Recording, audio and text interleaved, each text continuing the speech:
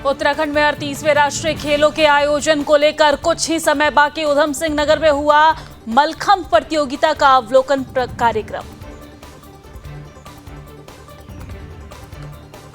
उत्तराखंड में चल रहे 38वें राष्ट्रीय खेलों की राफ्टिंग डेमो प्रतियोगिता हुई पूरी। 3 दिवसीय राफ्टिंग डेमो में कर्नाटक बना ओवरऑल चैंपियन। दिल्ली में केंद्रीय गृह मंत्री अमित शाह से मिले प्रदेश अध्यक्ष महेंद्र भट्ट। निकाय चुनाव में पार्टी के प्रदर्शन को लेकर सौंपी रिपोर्ट। उत्तराखंड में यूसीसी लागू करने को लेकर साधु संतों में दिख रहा उत्साह। बीजेपी प्रदेश प्रवक्ता हनी पाठक ने कहा कि प्रदेश के सभी धर्म के लोग यूसीसी का समर्थन कर रहे हैं। उत्तराखंड की 5वीं विधानसभा का पहला सत्र 18 फरवरी से होगा शुरू। देहरादून में किया जाएगा सत्र का आयोजन। उत्तराखंड बजट सत्र को लेकर वित्त मंत्री प्रेमचंद अग्रवाल ने दी जानकारी। कहा, बजट के लिए लोगों से सुझाव मांगे गए हैं। इन सुझावों को ध्यान में रखते हुए संतुलित बजट पेश किया जाएगा। 18 फरवरी से उत्तराखंड में बजट सत्र की शुरुआत को लेकर सियासत शुरू। बजट सत्र गैरसैंण में न करने को लेकर विपक्ष साध रहा सरकार पर निशाना। गैरसैंण में बजट न किए जाने को लेकर बीजेपी ने किया विपक्ष पर पलटवार। उत्तराखंड राज्य मंत्री देवेंद्र भसीन ने कहा, बीजेपी ने जनता से वादा किया था कि सत्ता में आने के बाद वो गैरसैंण को ग्रीष्मकालीन राजधानी बनाएंगे, जो कि पूरा किया गया है। उत्तराखंड के पूर्व सीएम और पूर्व केंद्रीय मंत्री रमेश पोखरियाल निशंक की बेटी आरुषि निशंक पोखरियाल से फिल्म में रोल दिलाने के नाम पर 4 करोड़ की ठगी। देहरादून की शहर कोतवाली में मुकदमा दर्ज।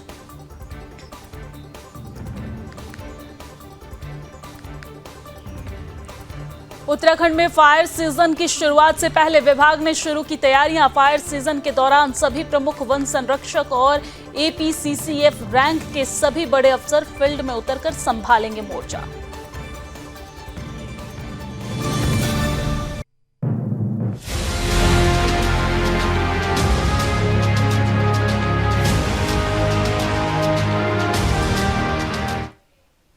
नमस्कार, सुदर्शन न्यूज पर अपना उत्तराखंड देख रहे हैं आप। मैं हूं आपके साथ दिव्या सिंह। बुलेटिन की शुरुआत उत्तराखंड की बड़ी खबर के साथ करेंगे। आपको बड़ी जानकारी दे दें कि उत्तराखंड में चल रहे 38वें राष्ट्रीय खेलों के खत्म होने में अब बस 4 दिन का समय बचा हुआ है। इसी बीच ऊधम सिंह नगर में मलखंभ प्रतियोगिता का अवलोकन कार्यक्रम आयोजित किया गया। इस दौरान मुख्यमंत्री पुष्कर सिंह धामी ने कार्यक्रम में हिस्सा लिया। सीएम ने कार्यक्रम को संबोधित भी किया, जिसमें उन्होंने क्या कुछ कहा है, सुनिए। कि देवभूमि उत्तराखंड को इस आयोजन की मेजबानी का अवसर मिला और जितने भी खिलाड़ी मुझे मिल रहे हैं उनसे मुझे पूछने की आवश्यकता नहीं पड़ रही है। पता नहीं उनको डीके सिंह जी आप लोगों ने कुछ कहा तो नहीं है कहीं, लेकिन अपने आप सारे खिलाड़ी मुझे कह रहे हैं कि हम बहुत शानदार अनुभव यहां से लेकर जा रहे हैं। एक शानदार अनुभव लेकर जा रहे हैं। इस आयोजन से न केवल हमारे खिलाड़ियों को अपना उत्कृष्ट प्रदर्शन दिखाने का अवसर मिल रहा है, बल्कि प्रदेश का इंफ्रास्ट्रक्चर स्पोर्ट्स का और मजबूत हो रहा है। ये प्रतियोगिता एक स्थान पर नहीं हो रही है। ये बच्चों को बोलो थोड़ा बैठ जाए, जरा गर्मी तो लग रही है। बैठ जाइए बच्चों, जरा बैठ जाओ, थोड़ा बैठ जाइए, एक बार बैठ जाइए। 5 मिनट में खत्म कर रहे हैं, अभी बैठिए। तो इससे आप लोगों की वजह से बात पूरी नहीं हो पाएगी। थोड़ा बैठाल दो सबको, उधर छाया में बैठाल दीजिए, छाया में, जिधर छाया है वहां बैठाल दीजिए। बैठ गए सब? बोलिए भारत माता की।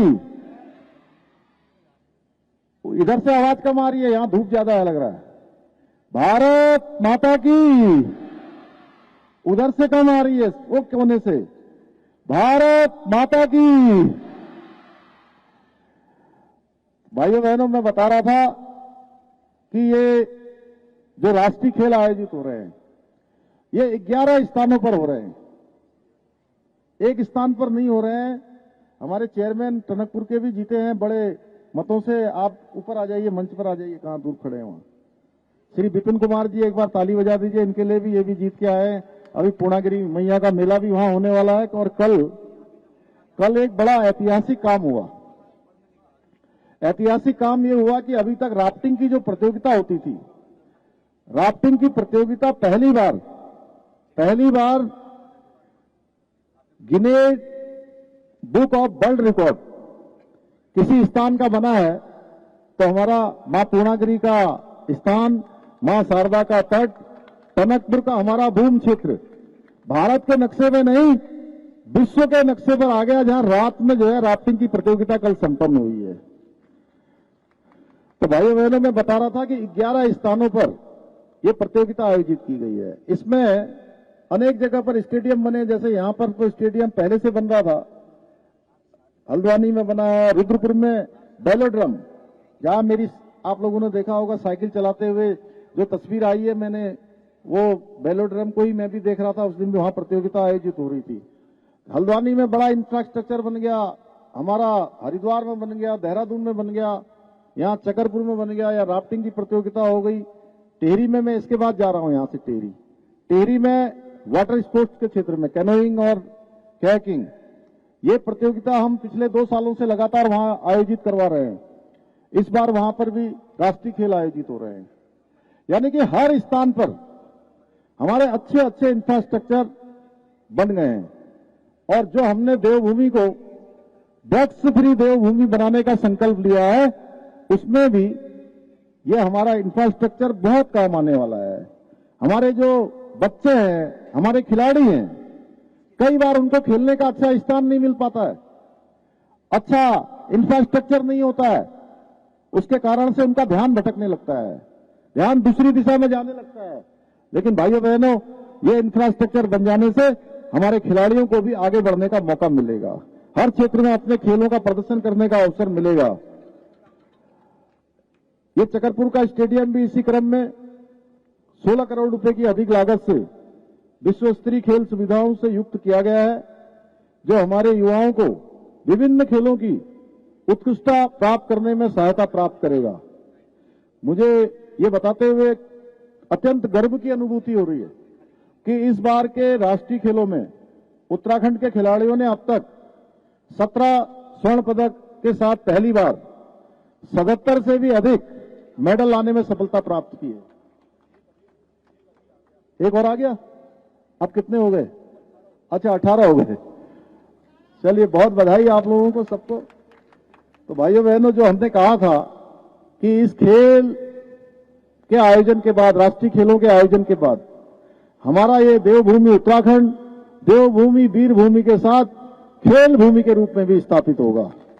और हम उस दिशा में सही प्रकार से हम आगे बढ़ रहे हैं। जो गोवा में हमारे नेशनल गेम्स हुए थे, 37वें नेशनल गेम्स, उसमें हमारी रैंकिंग थी 25वें स्थान पर, और अब हमारी रैंकिंग आ गई है, शाम तक 6ठी पर आ जाएगी, अभी हम 7वें पोजीशन पर हैं। तो इस प्रकार से हम, आप सोचिए कितनी लंबी छलांग हमारी लगाई गई है। भाइयों बहनों, आदरणीय प्रधानमंत्री श्री नरेंद्र मोदी जी के नेतृत्व में आज भारत के पारंपरिक जो खेलों को न केवल सम्मान की दृष्टि से देखा जा रहा है, बल्कि उन्हें वैश्विक पहचान भी मिल रही है। केंद्र सरकार द्वारा 2036 के ओलंपिक खेलों की मेजबानी के लिए भेजे गए प्रस्ताव में हमारे पारंपरिक खेलों में जैसे कबड्डी है, खो खो है, योग आदि को भी ओलंपिक में शामिल करने के प्रयास भी किए गए हैं। मुझे प्रसन्नता है कि उत्तराखंड में आयोजित हो रहे 38वें राष्ट्रीय खेलों में पहली बार योग और मलखंब जैसे हमारे पारंपरिक खेलों को शामिल किया गया है। मेरा मानना है कि मलखंब केवल एक खेल नहीं, बल्कि शारीरिक दक्षता, मानसिक एकाग्रता, संतुलन और आत्मसंयम का अद्भुत संगम है। यह हमारे भारत की एक ऐसी प्राचीन विरासत है जिसे संजो कर रखना हम सभी का कर्तव्य है, हम सबकी जिम्मेदारी है। और मुझे बड़ी खुशी होती है जब मैं किसी भी प्रतियोगिता में शामिल होने जाता हूं, तो वहां पर मुझे मलखंब जब दिखाई देता है तो मेरे मन में स्वतः ही आ जाता है कि ये मलखंब वाले जो है हमारे यहीं के होंगे, सब आसपास के। पूरे क्षेत्र के, और मैं पूछता हूं तो अधिकांश बच्चे हमारे इस क्षेत्र से मलखंब में आगे आ रहे हैं। आज मलखंब है, कुश्ती, जिम्नास्टिक का एक ऐसा अद्भुत मिश्रण है जिससे शरीर, मन और आत्मा के संतुलन को साधने की अद्वितीय क्षमता है। यही कारण है कि आधुनिक खेलों के बीच में इसकी अपनी एक विशिष्ट पहचान बनी है। आज के इस अवसर पर मैं आप सभी को आश्वस्त करता हूं कि हमारी सरकार प्रदेश में पारंपरिक खेलों को बढ़ावा देने के लिए भविष्य में भी इसी प्रकार कार्य करती रहेगी। मेरे युवा साथियों, मुझे पूरा विश्वास है कि आप में से कई खिलाड़ी आने वाले समय में, हमारे छात्र छात्राओं में से भी, हमारे बच्चों में से भी आने वाले कई खिलाड़ी अंतर्राष्ट्रीय मंचों पर भारत का प्रतिनिधित्व करेंगे, भारत का नेतृत्व करेंगे और मलखंब की हमारी इस प्राचीन विरासत को विश्व स्तर पर ले जाने के सारथी बनेंगे। हमारे यहां से तो उधम सिंह नगर से मुख्यमंत्री पुष्कर सिंह धामी को सुन रहे थे आप। चलिए अब आगे बढ़ते हैं। उत्तराखंड में चल रहे 38वें राष्ट्रीय खेलों की राफ्टिंग डेमो प्रतियोगिता सोमवार को पूरी हो गई है। 3 दिवसीय राफ्टिंग डेमो में कर्नाटक ओवरऑल चैंपियन रहा है। उत्तराखंड के मुख्यमंत्री पुष्कर सिंह धामी समापन समारोह में मुख्य अतिथि रहे और सीएम ने विजयी प्रतियोगियों को पुरस्कार देकर सम्मानित किया है। डेमो राफ्टिंग के तीसरे दिन RX इवेंट के मेन, वुमेन और मिक्स्ड के फाइनल आयोजित हुए और काकड़ घाट से बुम मंदिर तक आयोजित हुए RX मैन राफ्टिंग इवेंट में पहला स्थान SSCB को मिला है। वही RX मिक्स्ड में कर्नाटक टीम विजेता रही, तो वही RX वुमेन राफ्टिंग इवेंट में कर्नाटक टीम पहले स्थान पर रही। खास बात यह रही कि देश में पहली बार राफ्टिंग की राष्ट्रीय प्रतियोगिता फ्लड लाइट में आयोजित की गई और सीएम पुष्कर सिंह धामी ने विजयी खिलाड़ियों को सम्मानित किया। यहाँ सीएम ने राफ्टिंग के हब के रूप में टनकपुर को ऋषिकेश की तर्ज पर विकसित करने की बात भी कही, जिससे ये साहसिक खेल स्थानीय लोगों के लिए रोजगार का माध्यम बन सकेगा। सीएम ने कहा कि पहली बार रात में फ्लड लाइट में राफ्टिंग डेमो का आयोजन किया गया और हमने गिनीज वर्ल्ड रिकॉर्ड में ये दर्ज कराने का प्रयास किया। सीएम धामी ने टनकपुर में अंतर्राष्ट्रीय राफ्टिंग प्रतियोगिता का आयोजन कराए जाने के प्रयास की बात भी कही है।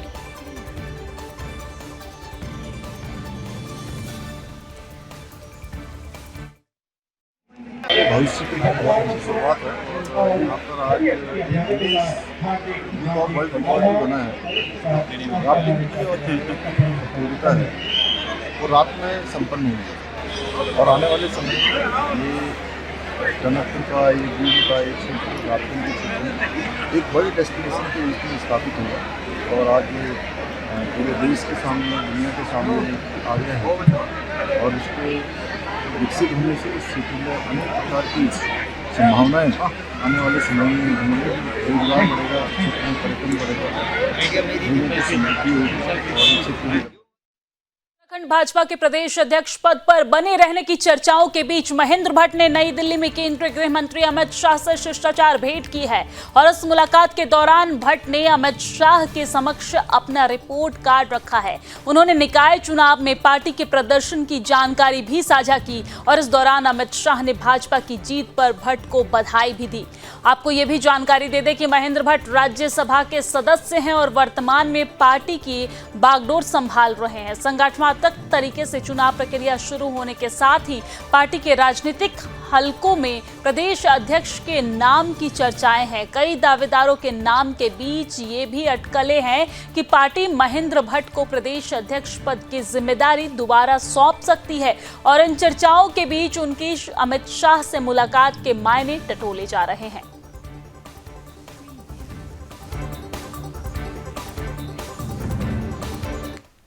और उत्तराखंड में यूसीसी लागू होने के बाद मुख्यमंत्री पुष्कर सिंह धामी के कार्यों को लेकर साधु संत और अन्य लोगों में काफी ज्यादा उत्साह देखा जा रहा है, जिसको लेकर उत्तराखंड बीजेपी के प्रदेश प्रवक्ता हनी पाठक ने कहा है कि मुख्यमंत्री पुष्कर सिंह धामी ने यूसीसी लागू कर उत्तराखंड को देश का पहला राज्य बनाया है। उन्होंने कहा कि प्रदेश के सभी धर्म के लोगों के लिए एक समान कानून पर सभी धर्मों की सहमति है और सभी लोग खुश हैं। बीजेपी प्रवक्ता ने कहा कि मुख्यमंत्री पुष्कर सिंह धामी सनातन धर्म की रक्षा के लिए आगे आए हैं और सनातन धर्म से जुड़े सभी लोग मुख्यमंत्री के प्रयासों की सराहना कर रहे हैं। सभी साधु संतों का मुख्यमंत्री पुष्कर सिंह धामी को आशीर्वाद मिल रहा है।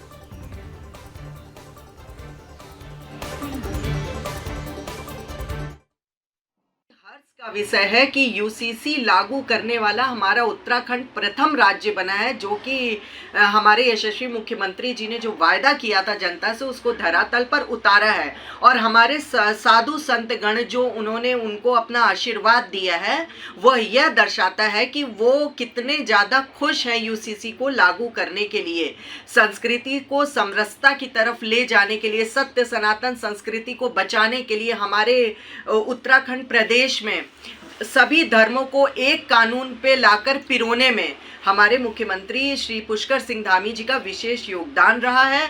और निरंतर वो हमारी धर्म के प्रति, हमारी संस्कृति को जागरूक करने के लिए जो पहल करते चले आए, जिसमें शीतकालीन यात्रा हो, चाहे मानस खंड माला मिशन हो, चाहे आप धर्मांतरण कानून को ले ले, तो इस प्रकार से अनेकों कार्य वो कर रहे हैं, जिससे कि सभी धर्म के लोग और खास करके हमारे सनातन धर्म के लोग बहुत ही ज़्यादा खुश हैं।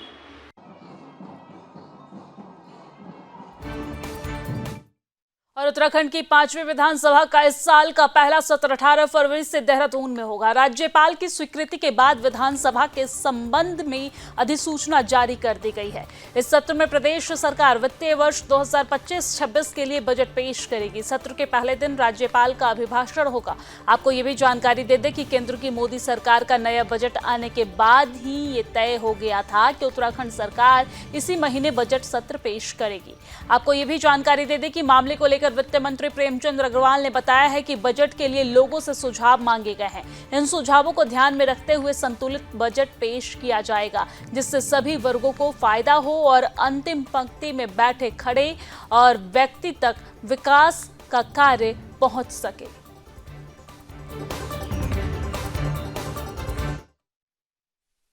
जो सुझाव देंगे उनसे हम सुझाव ले रहे हैं, इनको संकलित करके फिर हम बजट में क्या अच्छा हो सकता है उसको हम उसमें रखेंगे। और वैसे भी हमारी तैयारी है। और आप जानते हैं कि 18 तारीख से यानी 18 फरवरी से हमारा बजट सत्र शुरू हो रहा है। महामहिम राज्यपाल जी के अभिभाषण के बाद फिर चूँकि कार्य मंत्रणा समिति होगी तो उसमें बैठ के हम चर्चा करेंगे किस दिन मुझे वहाँ बजट रखना है। तो एक अच्छा बजट एक सभी प्रदेशवासियों के हित में और पूरे प्रदेश के सर्वांगीण विकास के लिए हम बजट प्रस्तुत करेंगे।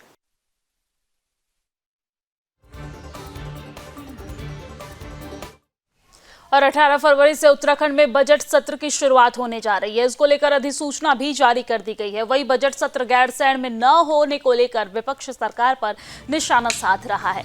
आपको जानकारी दे दें कि विपक्ष पर पलटवार करते हुए उत्तराखंड राज्य मंत्री देवेंद्र भसीन का कहना है कि भाजपा के शासनकाल में गैरसैंण में एक नहीं कई सत्र हुए हैं। मुख्यमंत्री पुष्कर सिंह धामी के नेतृत्व में गैरसैंण के लिए कई योजनाएं भी बनाई गई है, जिस पर काम भी शुरू हो गया है। उन्होंने आगे कहा है कि बीजेपी ने जनता से वादा किया था कि सत्ता में आने के बाद वो गैरसैंण को ग्रीष्मकालीन राजधानी बनाएंगे। भाजपा ने इस वादे को पूरा किया है। उन्होंने आगे ये भी कहा कि इस बार विधानसभा बजट सत्र पेपरलेस करने पर विचार किया जा रहा है, इसलिए बजट सत्र गैरसैंण में न होने के बाद बजाय देहरादून में आयोजित किया जा रहा है।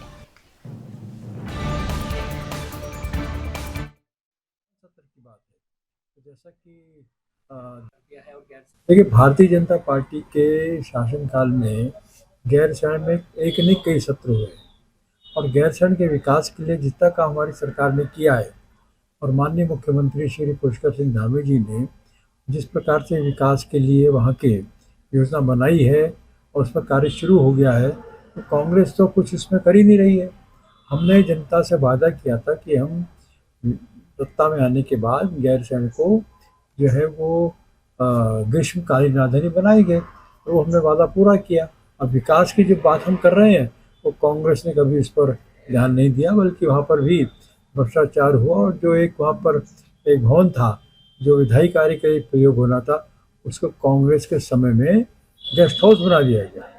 तो ये उनका कहना गलत है। जहाँ तक वर्तमान सत्र की बात है, तो जैसा कि अध्यक्षा जी जो हमारी हैं विधानसभा की, उन्होंने कहा है कि उसको डिजिटल करने के लिए काम हो रहा है और उसका में थोड़ा समय लग जाएगा।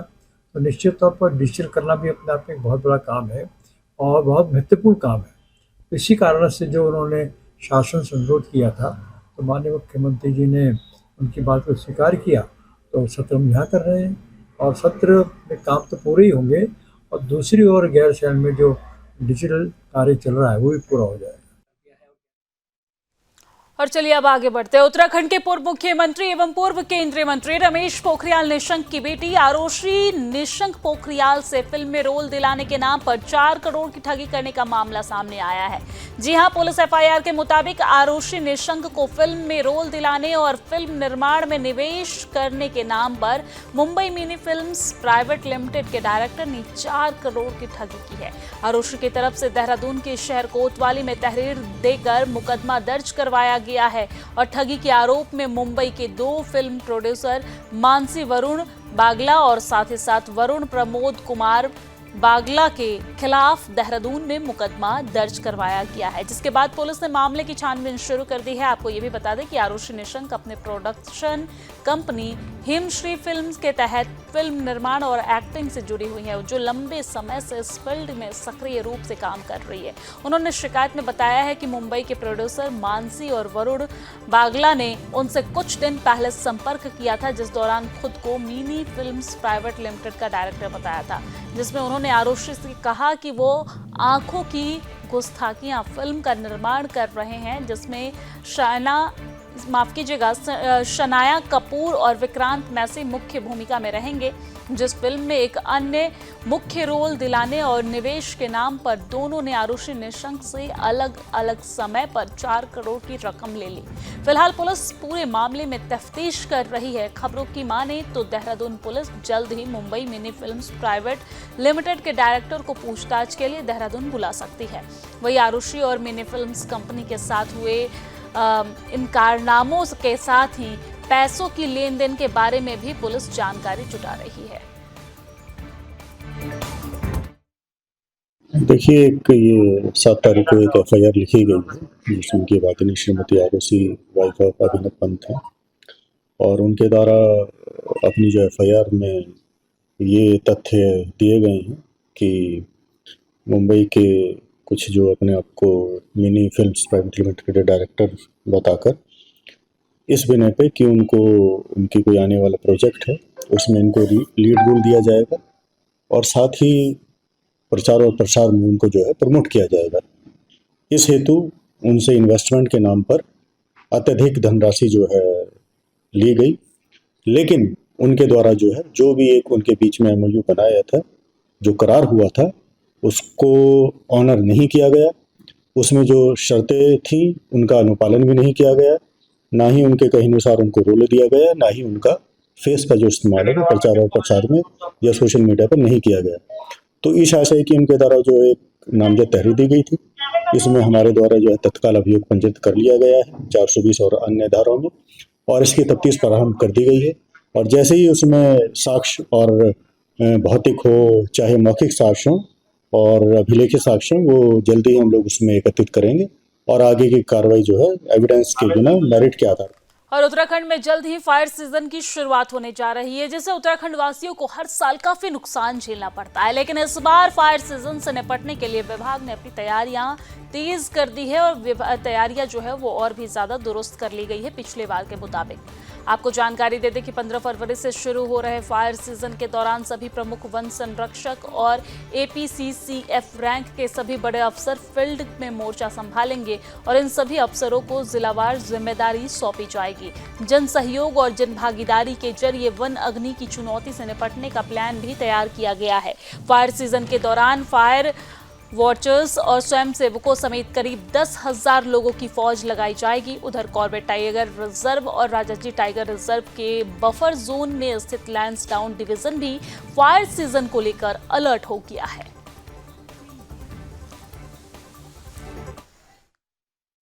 उसके अलावा सारी रेंजेस में बीट स्तर पे और सेक्शन स्तर पे हम लोग गोष्ठियाँ ऑर्गेनाइज कर रहे हैं।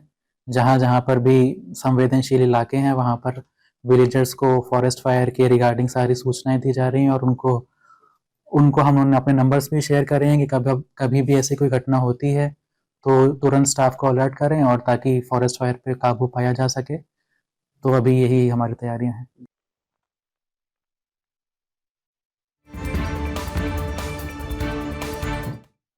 और चलिए अब आगे बढ़ते हुए बात राजधानी देहरादून की करते हैं। राजधानी देहरादून के दून विश्वविद्यालय में जल्द ही मेगा स्टार्टअप समिट का आयोजन किया जाना है। आज और 12 फरवरी को इस कार्यक्रम का आयोजन किया जाएगा, जिसका शुभारंभ मुख्यमंत्री पुष्कर सिंह धामी करेंगे, जिसको लेकर दून विश्वविद्यालय के प्रोफेसर दीपक कुमार ने बताया है कि उच्च शिक्षा विभाग इस समिट का आयोजन कर रहा है, जिसमें एंटरप्रेन्योरशिप और विकसित करने के बारे में चर्चा की जाएगी। 2 दिनों तक लगातार शिक्षाविद प्रदेश में उच्च शिक्षा के क्षेत्र में किस तरह का इंटर्नशिप लिया जाएगा उसको लेकर भी चर्चा करेंगे। और साथ ही साथ आपको बता दें कि विश्वविद्यालय ने 60 प्रोडक्ट भी बनाया है, जिसकी स्टॉल लगाई जाएगी और जिसके पेटेंट को लेकर भी चर्चा की जाएगी। बढ़ावा दें, उसका जो प्रयास 1 सालों में किया गया और विभिन्न संस्थाओं में छात्रों द्वारा जो प्रोडक्ट्स बनाए गए, करीब 60 से ज़्यादा प्रोडक्ट बच्चों ने विगत 1 साल में तैयार किए हैं। उन प्रोडक्ट्स का एक डिस्प्ले उनके स्टॉल्स के माध्यम से, जिसका उद्घाटन माननीय मुख्यमंत्री जी के द्वारा कल किया जाएगा स्टॉल पे। और उसके साथ ही विगत 1 वर्षों में ही 7 पेटेंट जो है हमारे कॉलेजेस के बच्चों के द्वारा फाइल किए गए हैं, और जिसमें से 1 पेटेंट स्वीकृत भी हो गया है, जो अपने आप में बहुत महत्वपूर्ण उपलब्धि है हमारे पूरे हायर एजुकेशन इकोसिस्टम के लिए। और निरंतर और भी इस तरह के पेटेंट्स और ट्रेडमार्किंग की प्रक्रिया जारी है। साथ ही साथ इसमें जो अभी देवभूमि उद्यमिता योजना के तहत जो टीचर्स की ट्रेनिंग की जाती है, करीब 185 से ज़्यादा टीचर्स की ट्रेनिंग हो गई है। हमारे छात्रों को 2 दिवसीय बूट कैंप और 12 दिवसीय EDPs के माध्यम से उनको उद्यमिता की ट्रेनिंग प्रदान की जाती है। उसी ट्रेनिंग के बाद उनके आइडियाज़ को कैसे बिजनेस एंटरप्राइज में कन्वर्ट करना है, और वो बिजनेस एंटरप्राइजेस जो कन्वर्ट हुए हैं विगत 1 सालों में, उन बिजनेस एंटरप्राइजेस को लेकर के पूरा डिस्प्ले है। और हमारे कुछ कॉलेजेस को सेक्टोरल जो इंडस्ट्रियल या एंटरप्राइज डेवलपमेंट के लिए जो सेक्टोरल उनके सेंटर ऑफ एक्सीलेंस बनाए गए हैं 10, उन 10 सेंटर ऑफ एक्सीलेंसेस को विभाग के द्वारा 5 लाख रुपए का उनको सहायता दी गई है, जिसको कि उद्देश्य ये है कि वो सेक्टोरल एंटरप्राइज एक्टिविटीज को प्रमोट करें और डिफरेंट एक हब के रूप में काम करें। और साथ ही साथ लॉन्ग टर्म उद्देश्य है कि वो एक इंक्यूबेशन सेंटर के रूप में डेवलप हो, और उसमें से प्रक्रिया गतिमान है। 7 जो हमारे इन 10 सेंटर ऑफ एक्सीलेंस में से 7 ने इंक्यूबेशन सेंटर के लिए। और इसी के साथ अपना उत्तराखंड की खबरों में फिलहाल के लिए इतना ही, लेकिन देश और दुनिया की तमाम खबरों के लिए आप देखते रहिए सुदर्शन न्यूज। जय हिंद।